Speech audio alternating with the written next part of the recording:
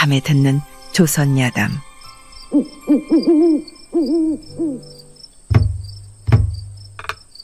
조선 중엽 전라도 곡성에 김춘석이라는 젊은 선비가 있었죠. 그의 나이는 26. 춘석은 아직 장가를 가지 않은 총각으로 어릴 적부터 총명하기로 이름이 높았습니다. 그는 사서삼경은 물론이고 시문에도 뛰어나 이웃 마을 선비들조차 그를 가리켜 장차 큰 인물이 될 것이라며 칭찬을 아끼지 않았지요. 마침 그의 봄, 조정에서 과거를 본다는 소식이 들려왔습니다. 춘석은 드디어 때가 왔다 싶어 부모님께 절을 올리며 간곡히 말했습니다. 이제 한양으로 떠날 때가 된 듯합니다. 그동안 갈고 닦은 글재줄을 세상에 펼쳐 보이고 오겠습니다. 부모님은 뿌듯하면서도 한편으론 걱정이 앞섰지만 아들이 꿈을 이루도록 축복해 주었지요. 길이 멀고 험하니 부디 몸 조심하고 꼭 급제하여 돌아오거라. 춘석은 부모님의 당부를 가슴 깊이 새기고 이튿날 길을 나섰습니다. 마을 어귀에서는 이웃 어른들이 나와 춘석을 격려하고 또 격려하였지요. 춘석아, 급제해서 마을의 명성을 높이고 꼭 돌아오너라. 멀리 한양까지 가는 길이 험하니 몸 조심하고 어서 다녀오너라. 이들의 응원과 당부에 춘석은 허리를 깊이 숙여 절을 올리고는 경쾌한 발걸음으로 길을 떠났습니다. 그렇게 며칠을 걸어 충청도 공주 땅에 이르렀을 즈음 하늘은 어둑해지고 바람이 심상치 않게 불어오기 시작했지요. 마침내 먹구름이 몰려오고 천둥 소리가 하늘을 뒤흔들었습니다. 이러다 큰 비가 쏟아지겠구나. 춘석이 급히 주위를 둘러보았으나 인적 없는 산길이라 마을도 주막도 눈에 띄지 않았지요. 그런데 앞쪽 고갯마루 위로 어떤 여인이 급히 발걸음을 옮기고 있는 것이 보였습니다. 춘석은 그 여인을 따라 서둘러 발걸음을 재촉하였지요. 그리고 고개를 오르니 그곳엔 버려진 옛 옹기굴 하나가 있었습니다. 여인은 이미 굴 속으로 들어가 비를 피하고 있었고 춘석 역시 황급히 굴 안으로 뛰어 들어갔지요. 굴 속은 어둡고 차가웠지만 밖에 내리는 비바람을 피하기엔 더할 나위 없었습니다. 잠시 후 어둠 속에서 여인의 부드럽고 조용한 목소리가 들렸지요. 거기 그렇게 서 계시지 말고 이쪽에 앉아 쉬십시오. 그 말에 춘석은 어색하면서도 조심스레 여인 곁으로 다가가 앉았습니다. 둘 사이엔 이상한 정적이 흘렀지요. 그런데 번개가 번쩍이고 어둠을 환히 밝히는 순간 춘석은 그녀의 얼굴을 보고 그만 숨이 멎는 듯 했습니다. 눈앞에 드러난 여인의 얼굴은 더없이 아름다워 꽃조차 질투할 만큼 절세가인이었지요. 춘석은 자신의 마음을 누르며 침착함을 되찾으려 애썼습니다. 그러면서도 조심스레 입을 열어 말을 건넸지요. 부인께서는 어디로 가시는 길이었어? 여인은 부드럽게 답했습니다. 친정에서 돌아오는 길인데 갑자기 비가 내려 일이 되었지요. 그렇게 둘은 조용히 말을 주고받으며 긴 밤을 맞이하게 되었습니다. 굴 안은 캄캄하여 손바닥을 펼쳐도 보이지 않을 만큼 어두웠지요. 그러나 천둥이 울고 번갯불이 번쩍일 때마다 순간적으로 굴 안이 밝아져 마주 앉은 두 사람의 얼굴이 희미하게 드러나곤 했습니다. 비 내리는 소리와 번개가 굴 안을 뒤흔들 때마다 춘석의 마음도 덩달아 흔들리고 있었지요. 그러다 조심스러운 침묵을 깨고 여인이 먼저 말을 꺼냈습니다. 선비님은 과거를 보러 가시는 길이라고 하셨지요? 참으로 기특한 일이십니다. 꼭 뜻을 이루실 겁니다. 부인의 부드러운 목소리가 굴 안을 따뜻하게 감싸는 듯했지요. 춘석은 가슴이 두근거려 어찌할 바를 몰랐지만 목소리를 애써 가다듬으며 답하였습니다. 고맙습니다, 부인. 덕담을 듣고 보니 마음이 한결 가벼워집니다. 잠시 후 여인은 품에서 조그마한 보따리를 꺼내어 말했습니다. 제가 친정에서 떡을 조금 가져왔는데 혹 시장하시면 나누어 드시겠습니까? 춘석은 순간 망설였지만 곧 부인의 따뜻한 마음에 끌려 예의 바르게 말했습니다. 부인의 마음이 참으로 고마우니 감사히 받겠습니다. 여인은 어둠 속에서도 손을 더듬어 떡을 나누어 주었고 두 사람은 천둥 번개 속에서 조심스레 떡을 먹었지요. 떡의 달콤한 맛과 부드러운 향기는 춘석의 마음을 더 혼란스럽게 만들었습니다. 그러던 중 순간의 번개가 여인의 얼굴을 다시금 환히 밝혔습니다. 춘석은 무심결에 손을 뻗어 여인의 가냘픈 손목을 잡았습니다. 순간 그는 자신도 모르게 당황하고 말았지요. 부인은 조용히 그러나 단호하게 손목을 빼며 말했습니다. 선비님, 이 밤의 어둠이 사람의 마음을 흔들기 쉽지요. 그러나 이 밤을 정결히 보내는 것이 서로를 위해 좋을 것입니다. 춘석은 자신의 행동이 부끄러워 고개를 숙이며 깊이 사죄했습니다. 제가 무리하였소. 부디 너그러이 용서하시길 바라오. 여인은 어둠 속에서도 미소를 띄었을 법한 부드러운 음성으로 말했지요. 괜찮습니다. 누구에게나 한순간 마음이 흔들릴 때가 있는 법이지요.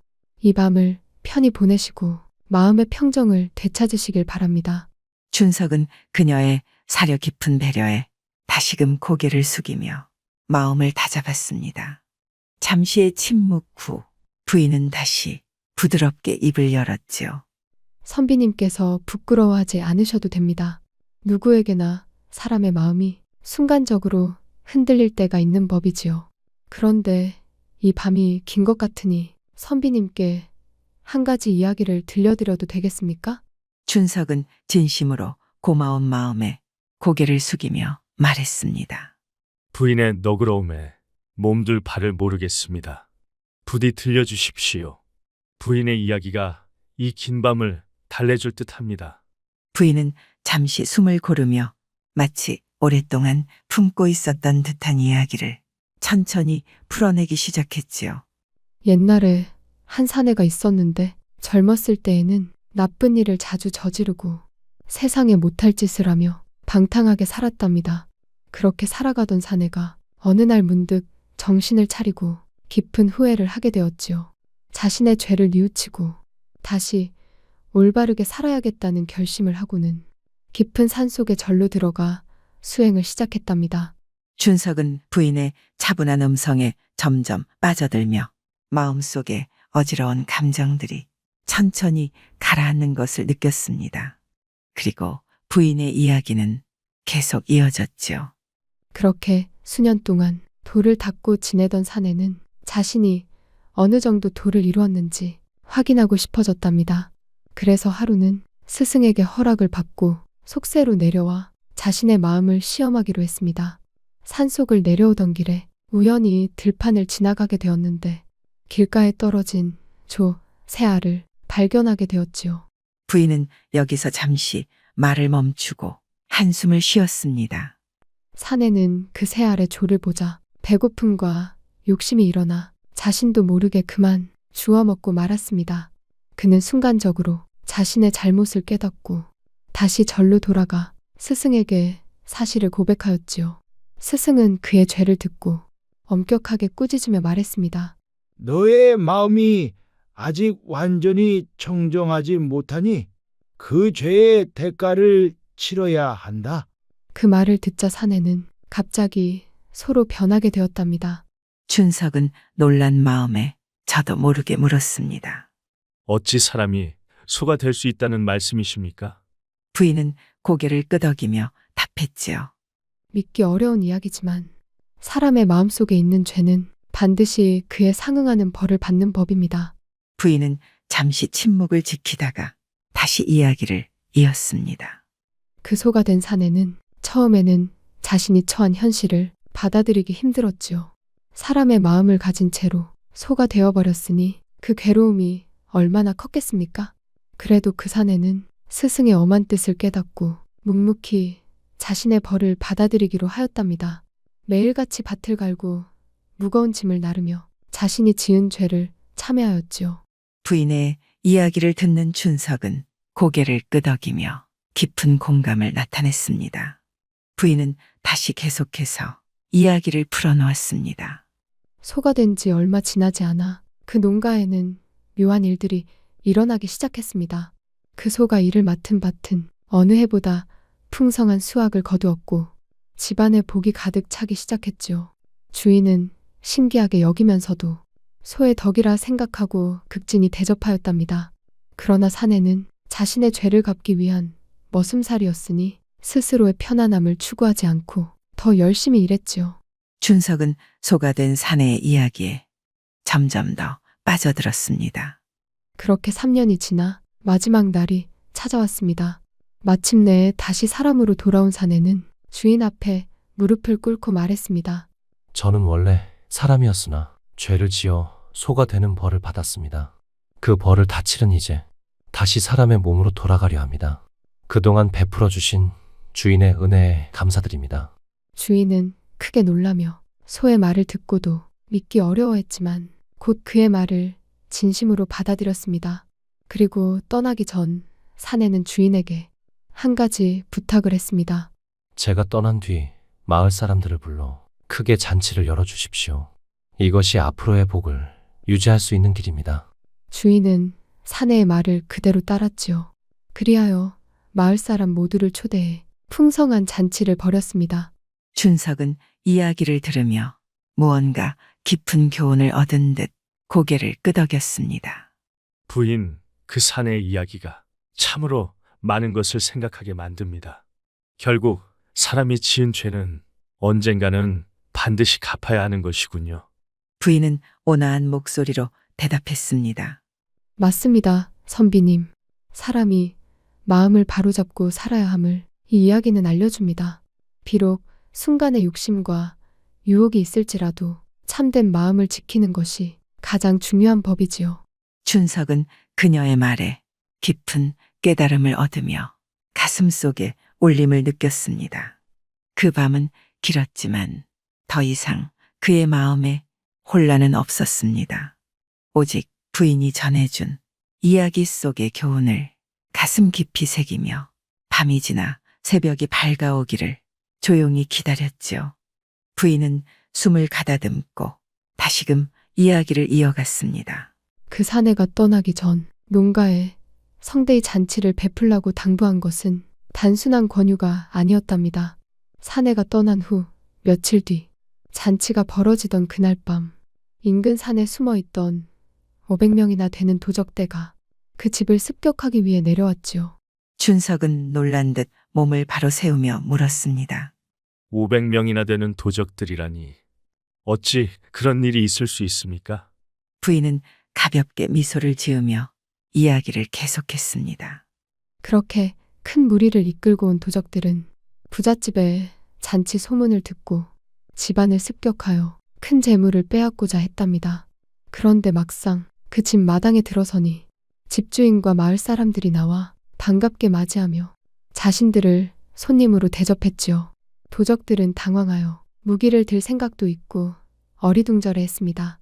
춘석은 신기한 이야기에 점점 더 빠져들며 흥미롭게 듣기 시작했습니다. 집주인은 도적들에게 아무런 경계심 없이 멀리서 오신 손님들이니 어서 들어와 음식을 드시고 가시라며 극진히 대접하였습니다. 마당에는 풍성한 음식과 술이 준비되어 있었고 도적들은 난생 처음 받아보는 환대에 당황하면서도 음식을 먹기 시작했지요. 처음엔 의심을 거두지 못하던 도적들도 시간이 흐를수록 주인의 진심 어린 환대에 마음이 풀어지기 시작했습니다. 부인의 이야기가 계속될수록 춘석의 얼굴에도 미소가 번졌지요. 결국 도적들의 우두머리가 자리에서 일어나 집주인에게 물었습니다. 우리를 도적으로 알고 있음에도 어찌 이렇게 환대를 하는 것이오? 그러자 집주인은 사내로부터 들었던 이야기를 진심으로 전했답니다. 사내가 떠나기 전 곧 귀한 손님들이 올 테니 잘 대접하라고 했습니다. 당신들이 바로 그 귀한 손님들이십니다. 도적들은 자신들이 귀한 손님이라는 말에 마음속 깊이 감동을 받았습니다. 춘석은 진지한 얼굴로 고개를 끄덕이며 이야기에 귀를 기울였습니다. 도적들의 우두머리는 자리에서 무릎을 꿇으며 집주인에게 말했습니다. 우리는 평생 도적질로 살아왔지만 오늘처럼 진심 어린 대접을 받은 것은 처음입니다. 이 일을 계기로 우리 모두 지난날의 잘못을 뉘우치고 새로운 삶을 살겠습니다. 500명의 도적들도 모두 함께 무릎을 꿇고 주인에게 용서를 구했지요. 부인은 차분한 어조로 말을 맺었습니다. 그 후 500명의 도적들은 모두 그 자리에서 개과천선하고 절에 들어가 수행을 시작하여 훗날 500나안이 되었다고 합니다. 이 모든 일이 바로 한 사내의 진실된 마음과 작은 배려에서 시작된 것이지요. 춘석은 이야기를 듣고 깊은 감명을 받아 가슴속에서 뭉클한 감동을 느꼈습니다. 그는 조용히 고개를 끄덕이며 이 밤의 이야기를 다시 한번 마음 깊이 새겼지요. 긴 이야기를 마친 뒤 동굴 안은 다시 침묵이 흘렀습니다. 어느새 밖에서는 빗줄기가 잦아들고 하늘이 점점 밝아오기 시작했지요. 김춘석과 부인은 서로 조용히 앉아 밤이 지나가기를 기다렸습니다. 마침내 아침 햇살이 동굴 입구를 밝게 비추었고 두 사람은 자연스럽게 자리에서 일어났습니다. 그리고 김춘석이 정중히 예를 갖추며 말했지요. 부인의 이야기가 제게 큰 교훈을 주었습니다. 덕분에 긴 밤을 잘 견딜 수 있었습니다. 정말 감사합니다. 부인 역시 조용히 고개를 숙이며 답했습니다. 저 또한 선비님 덕분에 무서움을 이겨낼 수 있었습니다. 감사드립니다. 그런데 혹 부인의 이름이라도 알 수 있겠습니까? 저는 이미 혼이 나요. 이름도 성도 없는 사람입니다. 그저 사곡에 사는 이씨 집안의 며느리입니다. 그렇게 두 사람은 예를 갖춘 후 각자의 갈 길로 향했습니다. 김춘석은 다시 한양으로 향하는 길을 재촉했고 부인은 곧장 자신의 집으로 돌아갔습니다. 그러나 부인이 집으로 돌아가자마자 시댁에서는 큰 소란이 벌어졌지요. 밤새 돌아오지 않은 며느리를 기다리던 시어머니와 남편은 부인의 이야기를 듣자마자 얼굴이 굳어졌습니다. 부인은 자신의 이야기를 진솔하게 털어놓았지만 시어머니와 남편은 부인을 의심의 눈초리로 바라보며 크게 노했습니다. 외간 남자와 밤을 함께 보냈다는 이야기를 듣고도 믿으라 하느냐? 너 같은 며느리를 집안에 둘 수 없다. 당장 짐을 싸서 친정으로 돌아가거라. 부인은 억울한 마음에 눈물을 흘리며 애원했지만 이미 시댁의 마음은 완고하게 돌아섰습니다. 결국 부인은 시댁에서 쫓겨나 친정으로 돌아갈 수밖에 없었지요. 한편 김춘석은 한양에 도착했지만 동굴에서의 일이 마음속에서 계속 떠올라 시험 준비에 집중하지 못했습니다. 시험을 치르는 날에도 마음이 혼란스러워 글이 제대로 써지지 않았지요. 결국 김춘석은 그의 과거에서 낙방하고 말았습니다. 김춘석은 고향 곡성으로 돌아가 지난날의 일을 깊이 반성하며 다시금 마음을 다잡았습니다. 그는 동굴에서의 짧은 만남이 불러온 혼란에 다음 과거 시험 때는 꼭 합격하여 부끄럽지 않은 사람이 되겠다고 굳게 다짐했지요. 그리고 3년의 시간이 흘러 김춘석은 다시 한양으로 길을 떠났습니다. 이번에는 전보다 더 단호하고 명확한 마음으로 준비를 다했기에 지난번처럼 흔들림 없이 시험에 집중할 수 있었죠. 마침내 춘석은 자신이 원하는 바를 성취하여 당당히 급제자의 명단에 이름을 올렸습니다.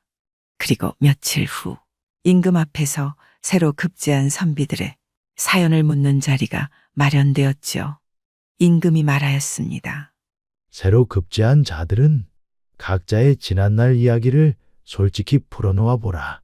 여러 선비들이 차례로 자신의 사연을 이야기하였고 드디어 김춘석의 차례가 되었습니다. 춘석은 깊은 숨을 들이쉬고 지난 일을 정직하게 고백하였지요. 전하, 3년 전 한양으로 오는 길에 비를 피하려 동굴로 들어갔다가 한 여인과 마주친 일이 있었습니다. 저는 순간 마음이 흔들렸으나 그 여인의 지혜로운 말과 행동 덕에 스스로를 다잡을 수 있었습니다.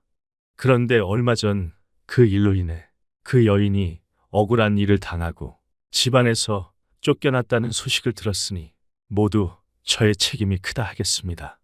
이 말을 들은 임금과 신하들은 매우 놀랐고 임금이 다시 물었지요.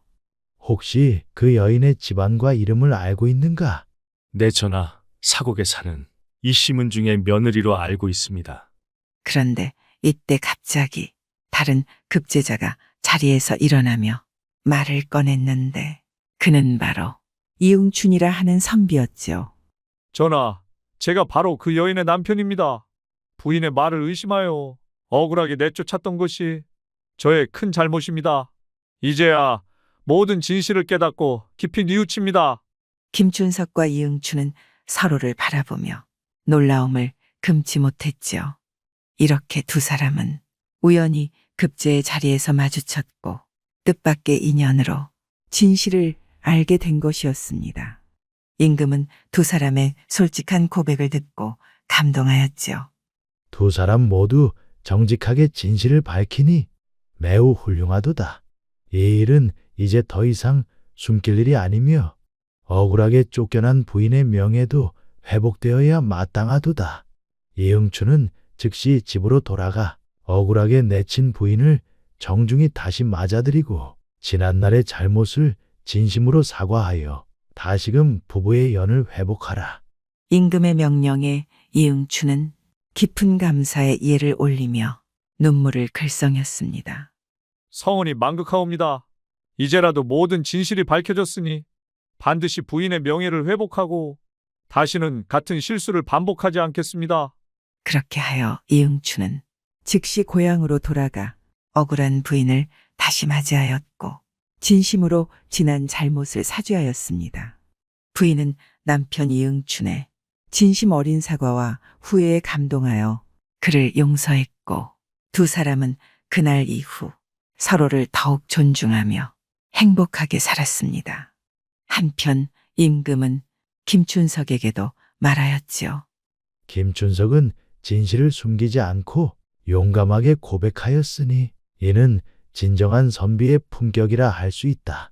내가 그대에게 특별한 은총을 내리고 싶으니 원하는 바가 있으면 솔직히 말해보라. 김춘석은 잠시 고민한 끝에 말했습니다. 전하, 지난날 이응춘의 아내는 제게 큰 가르침을 주었습니다. 저는 그것으로서 충분하옵니다. 이응춘과 그 아내가 오해를 풀 수 있었던 것이 제겐 큰 선물이옵니다. 임금은 미소를 지으며 고개를 끄덕였습니다. 참으로 대견하도다. 그대의 성정이 그러하니 내 앞으로 그대를 크게 써야겠도다. 그 말에 김춘석은 깊이 감사의 예를 올렸습니다. 이후에도 김춘석은 자신의 지난 경험을 마음속 깊이 간직하며 언제나 정직하고 성실하게 살아갔습니다. 그리고 임금은 이응춘과 김춘석을 특히 어여삐 여겨 늘 곁에 두고 나란 일을 의논하였고 두 집안은 더욱 번창하였고 대대손손 재상을 두루 배출하였다 합니다. 이 이야기는 결국 한 여인의 현명함과 정직 그리고 두 선비의 용기 있는 고백과 진심 어린 화합이 주변 사람들에게도 큰 귀감이 되어 오랜 세월이 흐른 뒤에도 아름답게 회자되었다고 합니다.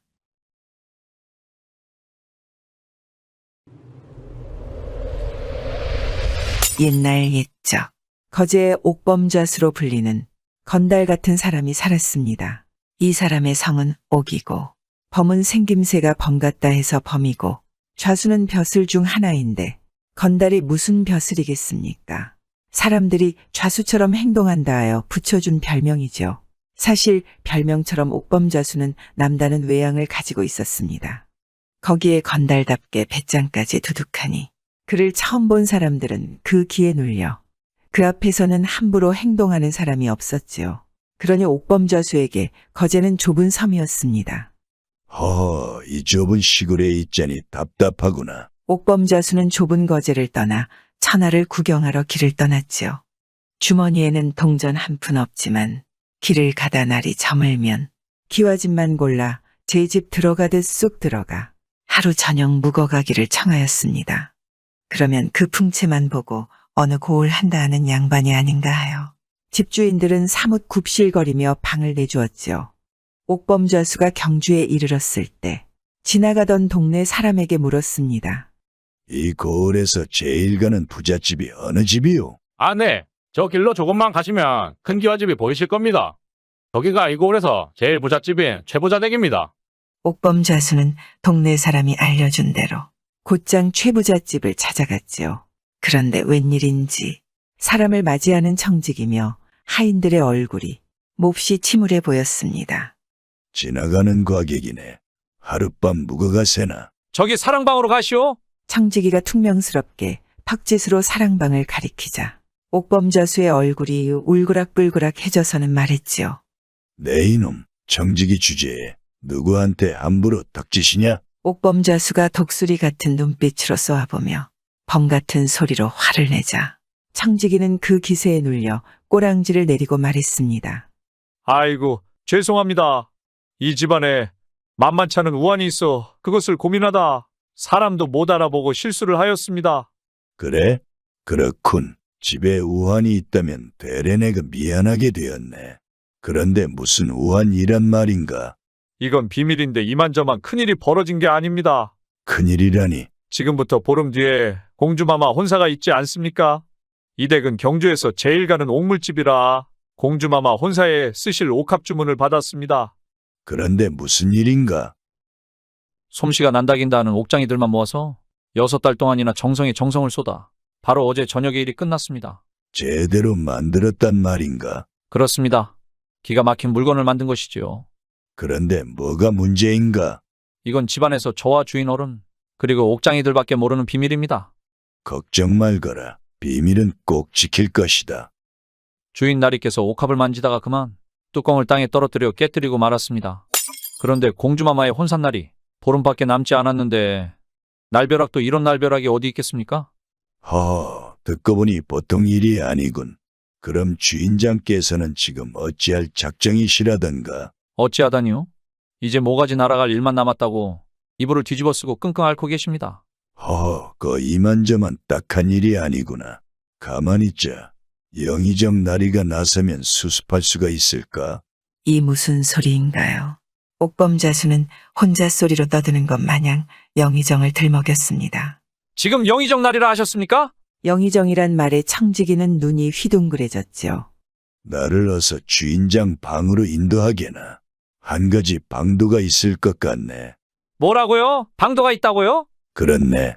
어서 인도하게나.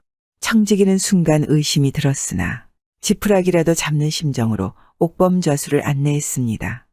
그럼 속는 셈 치고 안내하죠. 그렇게 청지기의 안내에 따라 옥범좌수는 최부자의 방으로 갔지요. 그때 최부자는 이불을 뒤집어 쓰고 끙끙 앓고 있었습니다. 옥합을 깨뜨리셨다는 말을 들었습니다. 그런 일이라면 저한테 맡기십시오. 무엇이 옥합을 깨뜨렸다니? 그런 말을 누구한테 들었는가? 최부자는 이불을 걷어차며 일어났지요. 누구한테 들었던 좋은 계책이 있으니 우선 제 말씀부터 들어보십시오. 무엇이? 계책이 있다고? 자네는 도대체 누군가? 최부자가 퀭한 눈을 씀벅거리며 묻자 옥범좌수가 당당하게 대답했습니다. 저는 보잘것없는 시골 선비올시다. 그렇지만 계책이 문제지 사람이 문제겠습니까? 저한테 그만한 계책이 있으니 그 계책부터 들어보십시오. 그래, 좋아 자네가 누구건 이 일을 어찌 알았건 자치하고 그 계책부터 한번 들어보세. 이건 틀림없는 계책입니다. 쉬운 일은 어렵게 생각하면 실수가 없고 복잡한 일은 간단하게 생각하면 묘책이 나오는 법입니다. 쓸데없는 소리 그만하고 어서 그 계책이나 말해보란 말일세. 그러자 옥범자수는 누가 들을까? 귓속말로 최부자에게 속닥거렸습니다. 허허, 그러다 들통나면 어찌한단 말인가? 혹시나 일이 잘못돼서 들통이 나면 제가 그 옥합을 가지고 가다가 깨뜨렸다고 몽땅 저한테 뒤집어 씌우시면 되는 일입니다. 뭐라? 나는 자네한테 온전한 옥합을 맡겼는데 자네가 가지고 가다가 깨뜨렸다고 하라. 이 말인가? 그렇습니다. 옳거니 자네는 정말 대단한 사람일세 그려. 정말 믿을 만한 사람이구먼. 최부자는 대번에 얼굴이 환해지며 너털 웃음을 터뜨렸죠. 자네 말만 들어도 속이 후련하네. 하하. 헌데 제가 아무리 그럴싸한 꾀를 쓰더라도 운수가 불길하면 실패할 수 있습니다. 만약에 이 일이 실패하는 날에는 제가 영감님 대신 모가지가 날아갈 것입니다. 그건 그렇지. 그렇다면 그만한 대가가 있어야 하지 않겠습니까? 그야 여부 있겠는가? 얼마면 되겠는가? 3,000냥은 내셔야지요. 무엇이라고? 3,000냥? 놀란 최부자의 눈이 튀어나올 듯 커졌지요. 왜 그리 놀라십니까? 이 일이 알려지면 모가지가 날아가도 험하게 날아갈 것인데 당신 모가지 값이 3,000냥도 못 된단 말씀입니까? 옥범자수가 범 같은 눈으로 노려보자 최부자는 마지못해 대답했습니다. 아, 알았네. 그렇게 하겠네. 최부자는 곧 3,000냥이 담긴 주머니를 가져다 옥범자수에게 주었지요. 이제 안심하십시오. 이제부터 모가지가 날아가도 제 모가지가 날아갈 것입니다. 곧 최부자는 고을 사람들을 불러 모았습니다. 깨어진 옥합 뚜껑을 악여로 감쪽같이 붙여서는 사람들에게 멀리서 구경시키고는 옥범자수에게 그것을 전달하였지요. 옥합이 상하지 않게 잘 들고 가야 할 것이야. 걱정 마십시오. 틀림없이 일을 처리하겠습니다. 구경 나온 동네 사람들은 아무것도 모르고 말을 타고 떠나는 옥범자수에게 손을 흔들어 주었습니다. 옥범자수는 말을 타고 달려 열흘 만에 한양에 도착하더니 영의정 집을 물어 그 대문 앞에 멈춰섰지요. 그러더니 말에서 내려 옥합보자기를 안고 대문 앞으로 가서는 소리쳤습니다. 이리 오너라. 옥범좌수가 대문이 부서질 지경으로 쾅쾅 두들기며 크게 소리를 지르자 하인들이 우르르 달려나왔지요. 어서 대감날이 앞으로 인도하렸다. 생판 처음 보는 작자가 나타나서는 감히 이 영의정 대감에게 안내하라니 하인들은 황당한 일이었습니다. 야, 이 녀석아! 보아하니 시골 촌놈 같은데 여기가 어느 집이라고 대문을 그렇게 험하게 두들기느냐? 하인들은 금방 쥐어박을 듯이 고함을 지르는데 옥범자수는 아랑곳하지 않고 말했지요. 잔소리 말고 대감날이 앞으로 안내하지 못할까? 나는 경주에서 올라온 옥범자수다. 옥범자수? 좌수면 좌수지 옥범은 또 뭐냐? 하, 이 촌놈이 여기가 어디라고? 이런 무엄한 녀석들 같으니라고. 누구한테 그런 건방진 소리를 하고 있느냐? 그럼 내 발로 가겠다. 옥범좌수는 보자기를 안고 하인들을 거칠게 밀치며 안으로 들어가려 했습니다. 허허, 살다 보니 별 미친놈을 다 보겠네. 이 녀석아, 여기가 경주 촌구석 동원인 줄 아느냐? 하인들이 옥범좌수를 막아서자 옥범좌수는 더욱더 난리입니다. 이런 방자한 녀석들을 봤나? 비키지 못할까? 옥범좌수는 옥합보자기를 든 채로 일부러 하인들과 부딪히며 실갱이를 시작하였지요. 그러니 하인들도 가만히 있겠습니까? 곧 몸싸움으로 번졌습니다. 그러더니 아이고 공주마마. 옥범좌수는 그 자리에 털썩 주저앉으며 보자기를 껴안았습니다. 무엇라고? 공주마마? 느닷없는 소리에 하인들은 깜짝 놀라 뒤로 물러섰지요. 그러자 옥범좌수가 옥합을 싼 보자기를 바삐 끄르더니 속에서 깨진 옥합 뚜껑을 꺼내 들었습니다. 아이고 다 죽었다. 내 녀석들도 죽고 나도 죽고 다 죽었다. 다 죽었어.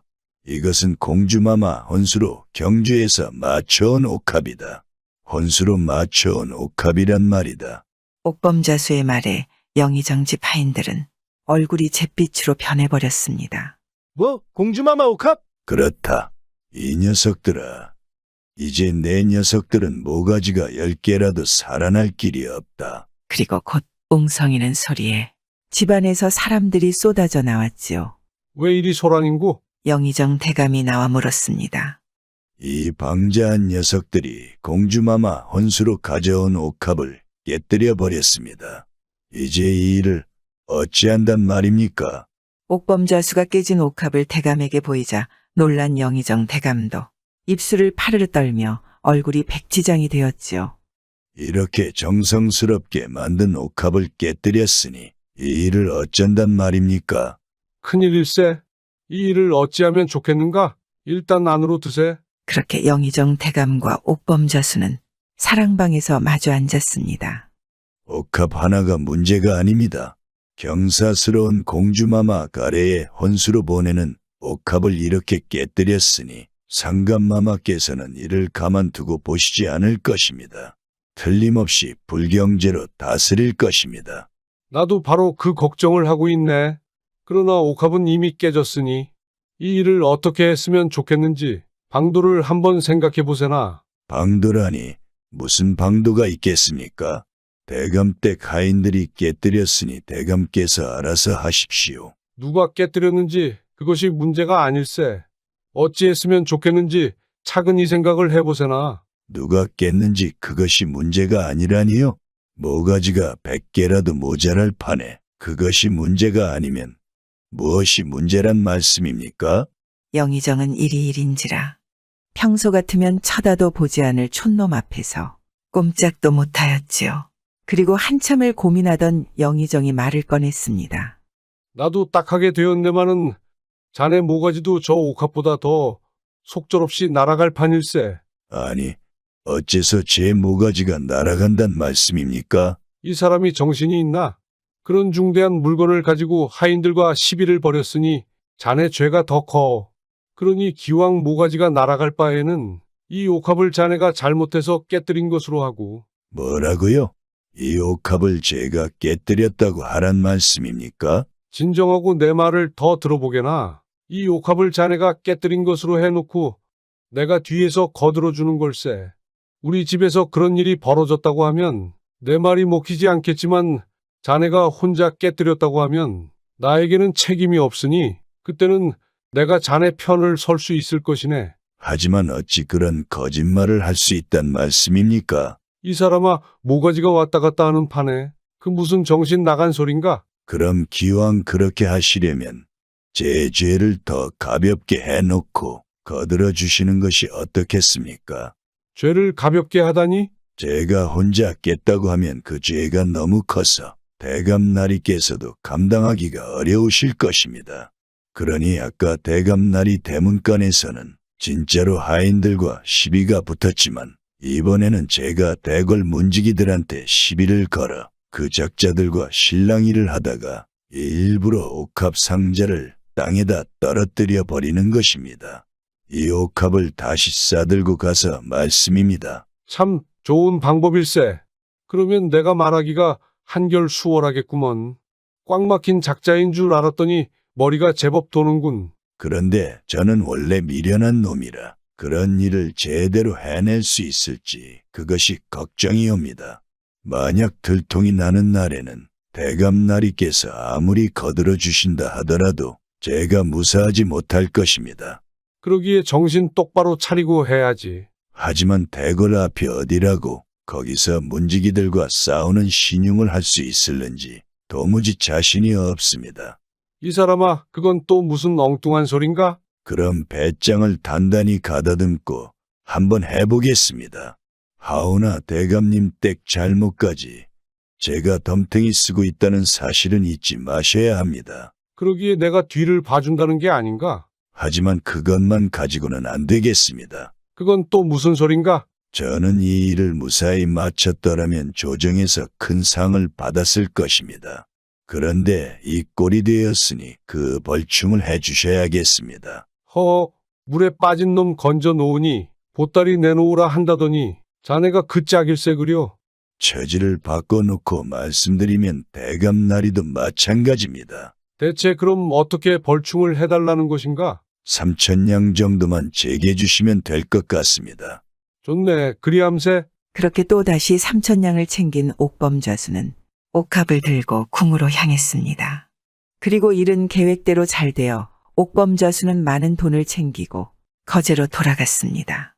그런데 전해지기로는 이 옥범좌수는 욕심이 많아서 늙어서 자기 밭에만 물을 데려다 맞아 죽었다 합니다. 예나 지금이나 마찬가지인가 봅니다. 사람들 중에는 자신의 잘못을 책임지려 하지 않고 남에게 전가하려 하는 사람이 있지요.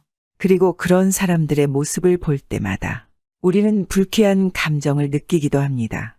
책임지려는 마음, 어쩌면 그 마음이 세상을 아름답게 할 수 있는 일인데 참 안타까운 일입니다.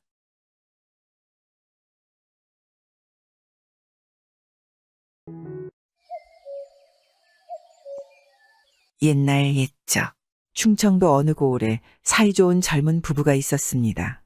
그런데 부부가 하루는 아내의 친정을 가려고 깊은 산골짜기를 지나가다 무서운 도적패들을 만났지요. 저마다 무서운 칼과 몽둥이로 무장한 도적패들을 깊은 산속에서 만났으니 부부는 꼼짝없이 죽었구나 싶었습니다. 아이고, 살려주시오. 달라는 것은 모두 다 드릴 테니 제발 우리 목숨만 부지하게 해주시오. 남편은 손이 발이 되게 빌며 사정하였지요.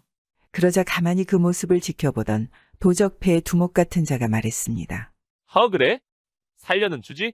대신 이 여자는 우리가 데려가겠다. 뭐시오? 아내를 데려간다는 말에 남편은 온몸으로 저항했지요.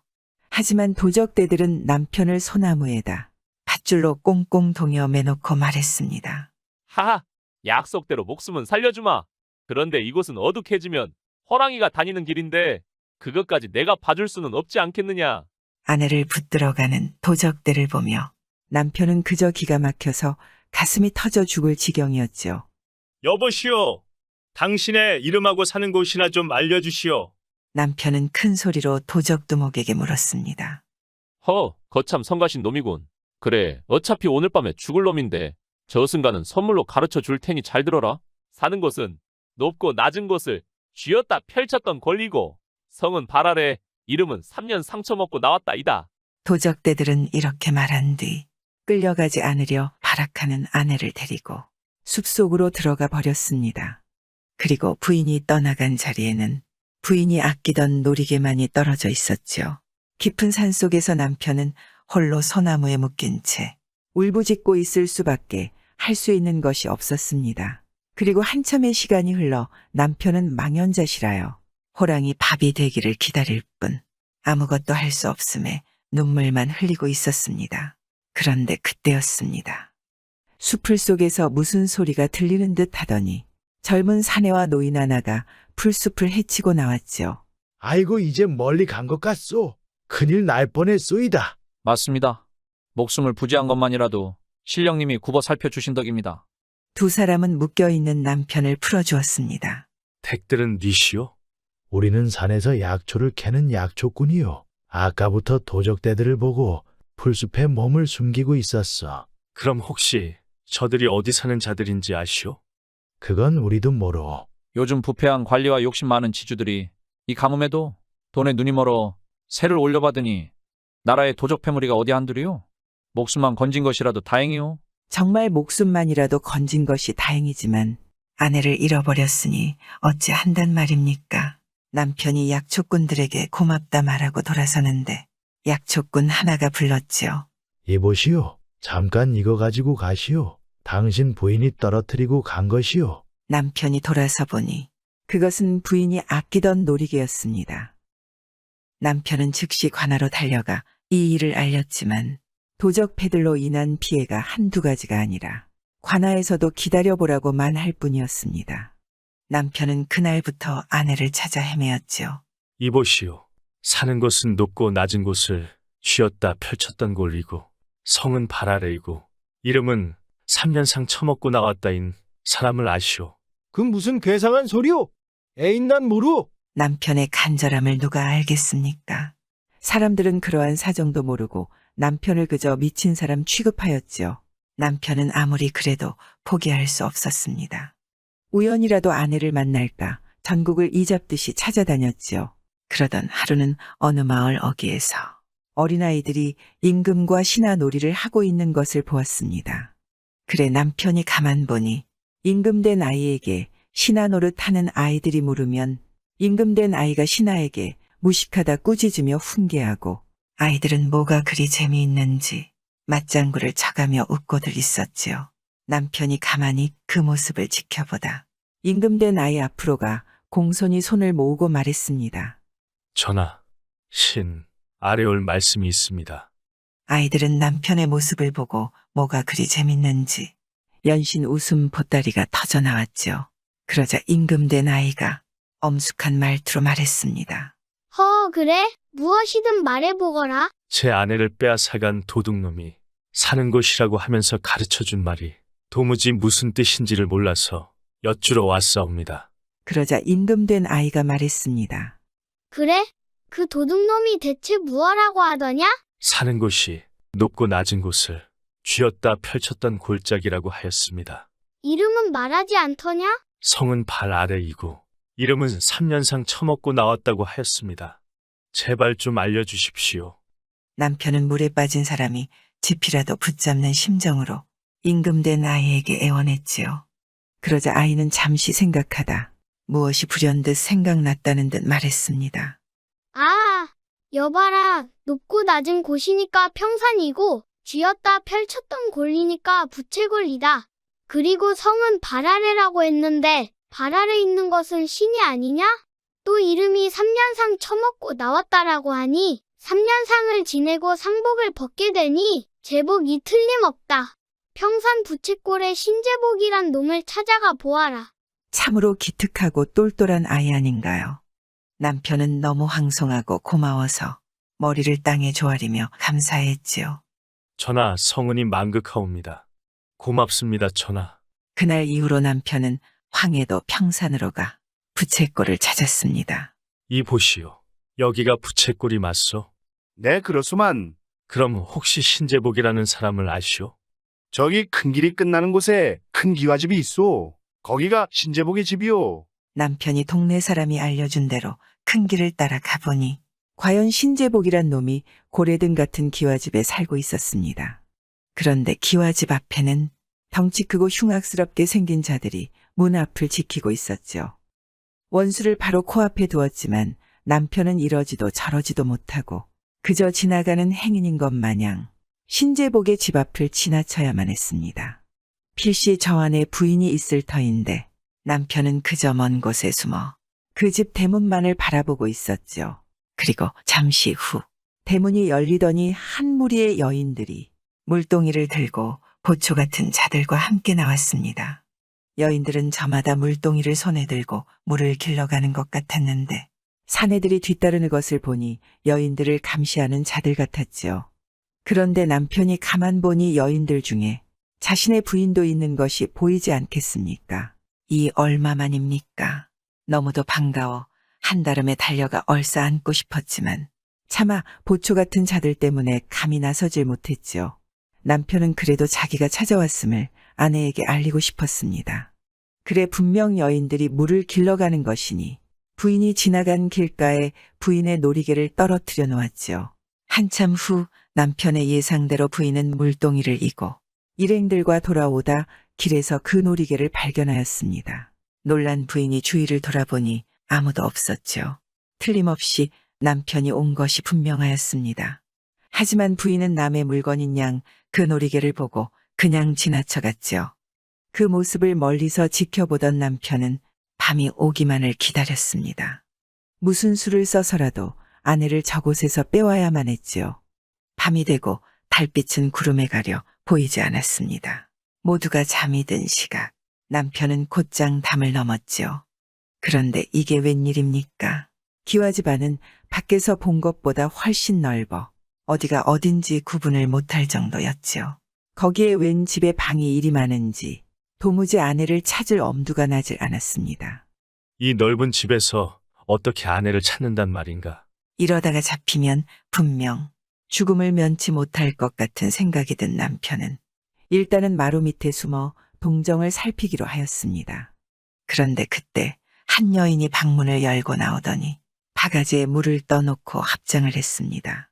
그리고 하늘을 쳐다보면서 이렇게 기도를 올렸죠. 천지신명이시여, 우리 남편 부디 건강하옵게 해주시고 이 생이 끝나기 전에 한 번만이라도 만날 수 있게 해주소서. 비나이다 비나이다. 마루 밑에 있던 남편이 여인을 가만 보니 이게 웬일입니까? 기도하는 여인은 그토록 찾아 헤매이던 그리운 아내였습니다. 남편은 반가운 마음에 마루 밑에서 나와 부인을 불렀지요. 부인, 그 소리에 놀란 부인이 돌아보니 남편 아니겠습니까? 서방님, 여기는 나는 새도 쉽게 들어오지 못하는 곳인데 대체 어떻게 들어오셨는지요?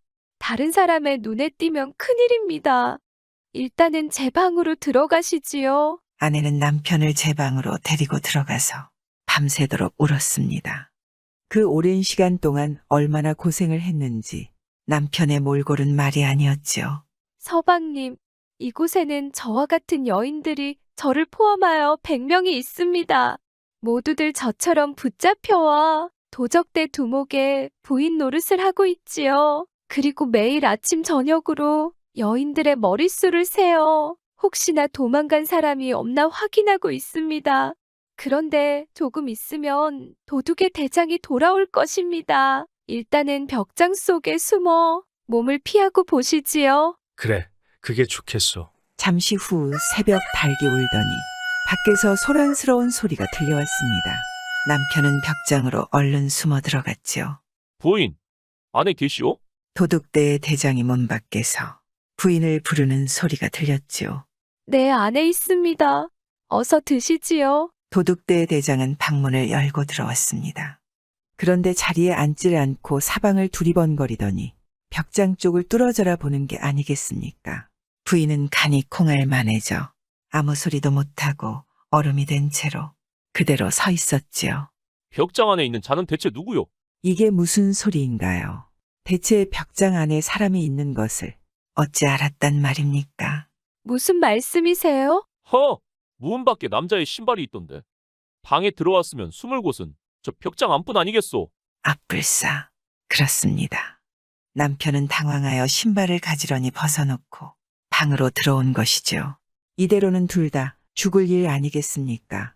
그때 부인이 말했습니다. 실은 어제 우리 사촌 오빠를 우연히 길에서 마주쳐 집 안으로 들였는데 당신께서 어떻게 말씀하실지 몰라서 벽장 속에 들어가 계시라고 했어요. 그러자 신재복이 웃으며 말했죠. 아, 이 사람아? 차남이 그렇게 수고스레 오셨는데 장 속에다 모시다니. 그럼 푸대접이 어디 있어? 어서 벽장 속에서 나오시라 하게. 곧이어 벽장에서 남편이 나오자 신재복은 처남을 만나 무척 기쁘다며 남편에게 술을 대접했습니다. 그리고 술이 적잖이 취했을 때 신재복이 말했지요. 여보게, 처남. 내가 몇십 년 동안 수많은 동네를 도둑질해 보았지만 지금까지 성공하지 못한 동네가 하나 있다네. 거긴 도저히 쳐들어갈 수가 없단 말이야. 이놈의 집에서 아내를 데리고 빠져나가려면 우선 나를 믿게 하는 수밖에 없어. 그런 다음에 기회를 엿봐서 도망가야겠다. 남편은 잠시 생각한 뒤 이렇게 말했습니다. 형님, 그럼 제가 그 동네를 한번 쳐들어가 볼까요? 자네가? 할 수 있겠어? 할 수만 있다면 어디 한번 해보게나. 신재복이 흔쾌히 승낙하자 남편은 한 가지 청을 했습니다. 뻐꾸기 소리를 잘 내는 사람 하나와 여우 소리 잘 내는 사람 하나를 데리고 가게 해주세요. 그야 어렵지 않지. 다음 날이 되자 신재복은 수아들 중에 뻐꾸기 소리를 잘 내는 사람 하나와 여우 소리를 잘 내는 사람 하나를 골라 남편에게 딸려 보냈습니다. 그리고 한참을 가 도둑질할 동네에 이르자 남편이 뻐꾸기 소리를 잘 내는 사람에게 말했습니다. 이 동네 뒷산에 올라가서 동쪽 하늘에 해가 불그스레 떠오를 때까지 뻐꾹뻐꾹 하고 울어라. 뻐꾸기 소리를 잘 내는 도둑놈은 해가 동쪽 하늘에 불구슬에 떠오를 때까지 밤새 뻐꾹뻐꾹 하고 울었습니다. 그리고 이튿날에는 여우 소리를 잘 내는 사람을 데리고 가서 이렇게 말했습니다. 이 동네 뒷산에 올라가 동쪽 하늘에 불그스레 해가 떠오를 때까지 캥캥하고 울어라. 여우 소리를 잘 내는 도둑놈은 밤부터 해가 뜰 때까지 캥캥하고 여우처럼 울었습니다. 그렇게 한 달 동안 뻐꾸기와 여우가 번갈아 가며 밤새 울어대니 동네 사람들이 동요되기 시작하였습니다. 마을 사람들은 저마다 불길한 일이라며 큰일이 났다며 야단 법석을 떨었죠. 남편은 나그네 행세를 하고 그 동네로 갔습니다. 동네 사람들은 근심이 가득한 얼굴을 하고 이야기를 나누고 있었죠. 뻐꾸기하고 여우가 번갈아 가며 울어대니 이 무슨 일이야? 아무래도 불길해. 남편은 동네 사람들 틈에 가서 물었습니다. 이 동네에 무슨 큰일이라도 생겼습니까? 제가 점을 좀 배웠습니다. 이 동네에 무슨 일이 벌어진 것 같은데 말씀해 주시면 점이라도 한번 봐드리겠습니다. 남편의 말을 들은 동네 사람들은 그제야 동네에서 일어난 이상한 일을 말해 주었지요. 지난 한 달 내내 동네 뒷산에서 하루는 뻐꾸기가 밤새도록 울고 하루는 여우가 밤새도록 울기를 반복하니 대체 이 무슨 일인지 모르겠소. 남편은 이 말을 듣고 아주 큰일이라도 난 듯 이 사람들 앞으로 바짝 다가앉으면서 말했습니다. 네, 그렇군요. 어디 점을 한번 쳐봅시다. 남편은 진짜 점쟁이처럼 한참 동안 중얼중얼 점치는 신용을 했습니다. 이런 옛부터 이 마을을 지키던 신령님께서 마을 사람들이 받기만 한다고 노하셨소. 아무래도 제사를 크게 지내야 할 것이오. 그런데 이 제사에는 어린애들은 물론이고 한 사람도 빠짐없이 참석해야 합니다. 동네 사람들은 크게 기뻐하며 이 사람이 말한 대로 산에 가서 제사를 지내겠다고 했습니다. 그러자 남편이 다시 집으로 돌아가서 신제복에게 말했습니다. 형님, 내일 아무시에 그 동네로 가보시오. 이튿날 부하들을 데리고 그 동네에 간 신제복은 깜짝 놀랐죠. 도대체 어찌 된 일인지 마을에는 사람 하나, 개 한 마리조차 보이지 않았습니다. 도둑놈들은 마음에 드는 재물을 하나도 남겨두지 않고 죄다 가져왔습니다. 신제복을 비롯한 여러 도둑놈들이 몇 해 동안 여러 차례 쳐들어가려 해도 번번이 실패했던 이 동네를 이렇게 감쪽같이 털게 되자 신제복은 남편을 철석같이 믿기 시작했습니다. 그리고 얼마 뒤 남편은 신제복 다음으로 입김이 세졌죠. 어느 날 신제복이 남편에게 이런 말을 했습니다. 여보게 처남, 여기서 멀지 않은 마을에 쳐들어가려고 수년 동안 벼르고 있었는데 도무지 지키는 이가 많아서 쳐들어갈 수가 없었다네. 처남이 한 번만 더 수고하여 주게. 오냐, 드디어 내 아내를 데리고 이곳을 도망칠 기회가 왔구나. 남편은 신제복의 청을 쾌히 승낙하고는 가죽 포대를 많이 마련해 달라고 하였습니다. 무슨 훌륭한 꾀를 피우려나 보다. 이렇게 생각한 신제복은 부하들을 시켜 가죽 포대를 잔뜩